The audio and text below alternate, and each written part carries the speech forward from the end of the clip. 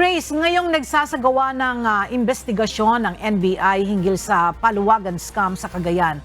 Ano ngayon ang status ng mga pulis na sangkot dito?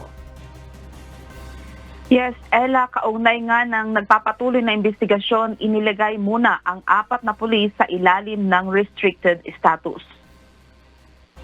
Sinimulan na ng National Bureau of Investigation ang investigasyon laban sa 4 na miyembro ng Cagayan Police na umano'y sangkot sa large-scale paluwagan scam sa naturang lugar. Isinagawa ang investigasyon matapos ang natanggap na higit 150 na reklamo ng Cagayan Philippine National Police at NBI na aabot sa 200 reklamo na may kinalaman sa Ponzi scheme o pyramid scheme na kinasasangkutan ng 4 na tauhan ng Cagayan Police. Ayon kay Police Colonel Julio Corospe Jr., Provincial Director ng Cagayan PNP, ang mga akusado ay nagre-recruit ng maraming mabibiktima. Sinabi rin ito na isa rin sa kanyang asawa ang nabiktima.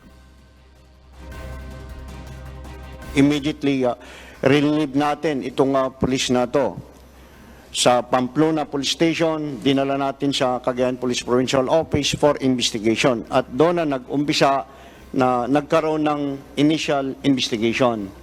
At ulitin ko, huwag kayong matakot na mag-report, mag-file ng complaint sa kapulisan natin na to. At huwag kayong mag-alala, yung police din na involved dito. Inaalam pa ng mga otoridad ang kabuang halaga ng pera na na-scam sa pamamagitan ng scheme na ito. Ang mga opisyal na akusado ay inilagay sa ilalim ng restricted status. Sinusuportahan din ng pamahalaang panlalawigan at lungsod ang investigasyon para panagutin ang mga responsable sa umano'y scam. Yan muna ang balita. Balik sa'yo, Ella. Maraming salamat, Grace Doctolero.